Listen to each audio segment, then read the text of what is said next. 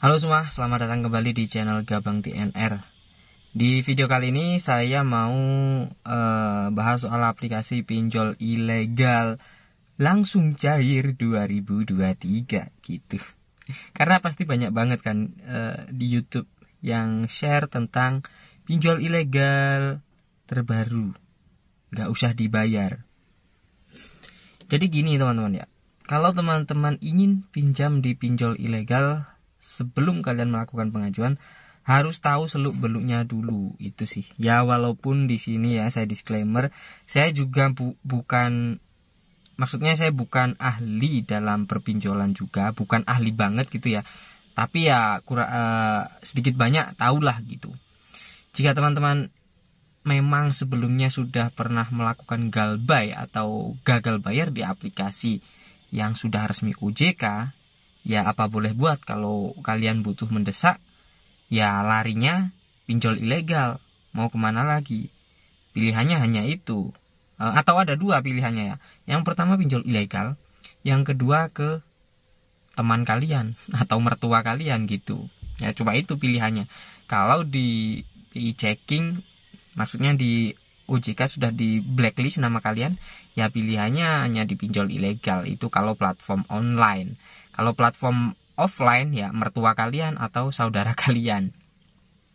Kemudian yang jadi masalah adalah ini bagaimana dampaknya terhadap data kita atau perangkat kita jika kita pinjam di aplikasi ilegal.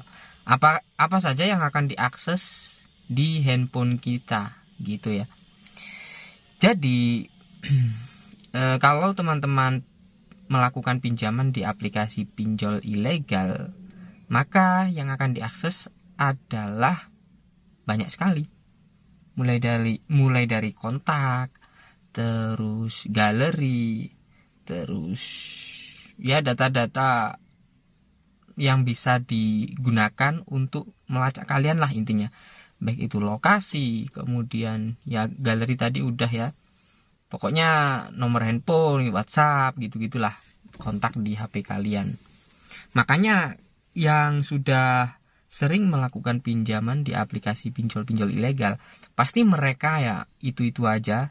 Dan pastinya mereka yang sudah berpengalaman menggunakan handphone yang memang khusus untuk pengajuan pinjol ilegal gitu. Kalau kalian nggak mau beresiko ya sebaiknya jangan pinjam di pinjol ilegal ya, apalagi yang masih baru-baru melakukan pengajuan gitu, baru kenal pinjol ilegal, nggak tahu seluk-beluknya gitu ya. Karena apa? Mulai dari potongannya saja itu sudah nggak ngotak teman-teman. Potongan, misalkan kalian pinjam 1.500.000 itu ya, terimanya itu bisa separuh ya, bisa cuma 800 atau bahkan 750-an gitu. Bisa, mungkin, sangat mungkin itu ya. Terus misalkan lagi pinjaman 1 juta, kalian ya terimanya bisa 500. Parah nggak sih? Terus parahnya lagi tenornya. Tenor itu jangka cicilannya itu teman-teman ya. Cicilannya cuma 7 hari teman-teman, rata-rata pinjol ilegal itu. Walaupun kalian pernah lihat iklan gitu ya, iklan di mana tenornya 6 bulan atau bahkan 12 bulan.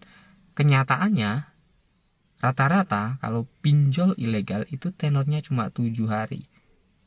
Ya kalau niat kalian memang galbay atau gagal bayar sih ya berapapun tenornya nggak ada masalah ya. Mau tenor 1 hari pun nggak ada masalah. Niatnya aja udah galbay. Kalau yang teman-teman misalkan daftarnya pakai HP utama, nggak ngerti resikonya ke depannya seperti apa jika gagal bayar, ya pasti akan kacau ya. Misalkan kalian awam terus melakukan pengajuan dengan HP utama yang sering dipakai atau dipakai sehari-hari, di situ ada kontak keluarga kalian, kontak penting-penting kalian, galeri kalian, data-data penting kalian gitu. Melakukan pinjaman online yang kalian kira itu tenornya panjang 6 bulan, 12 bulan. Terus tiba-tiba dapat tenor cuma 7 hari. 7 hari pinjaman kalian harus lunas. Nah, sedangkan kalian belum ada uang tuh, apa nggak kacau nanti ya. Resiko yang akan teman-teman hadapi adalah teror, itu sudah jelas. Teror, kemudian sebar data, biasanya ya sebar data ke kontak-kontak kalian di HP itu yang sudah dibaca oleh mereka. Mereka akan broadcast, entah itu bikin grup, biasanya ya bikin grup WhatsApp khusus, atau broadcast secara pribadi gitu.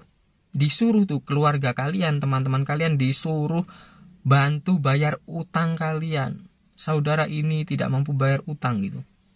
Parah nggak sih? Kalau mental kalian nggak kuat sih ya kacau, itu bisa bikin stres kali ya. Tapi kalau mentalnya kuat ya, itu bisa diatasi sebenarnya teman-teman ya.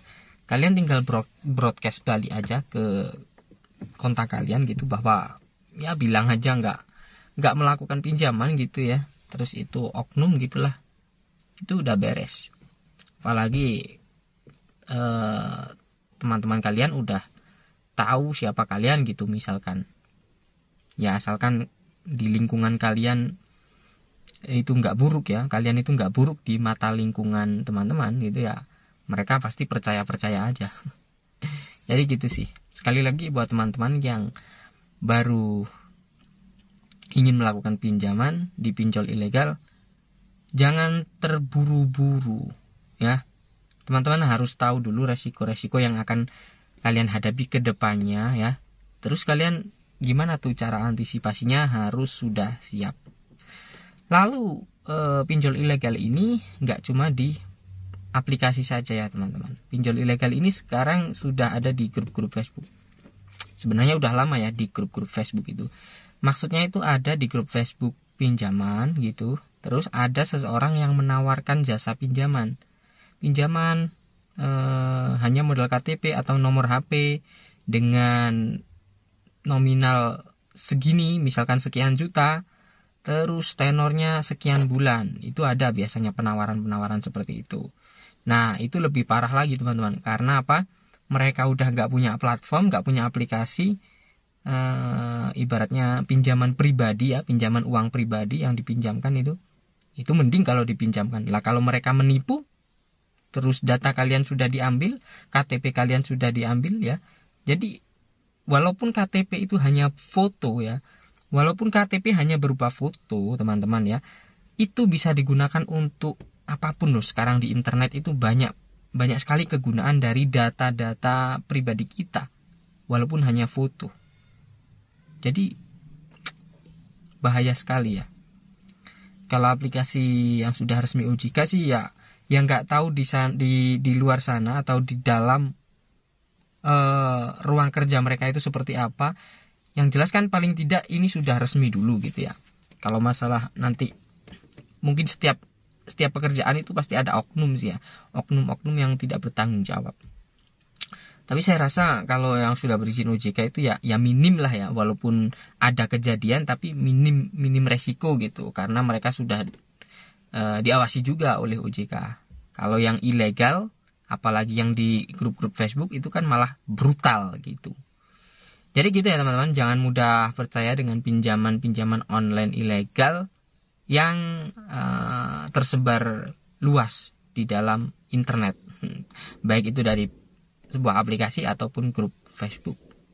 Oke, sekian dulu di video kali ini. Semoga teman-teman bisa jadi berpikir lagi ya, jika mau melakukan di pinjol ilegal, melakukan pengajuan, bisa berpikir lebih jernih lagi. Terima kasih yang udah nonton sampai selesai. Jangan lupa tekan like-nya jika kalian suka. Sampai jumpa lagi di video selanjutnya.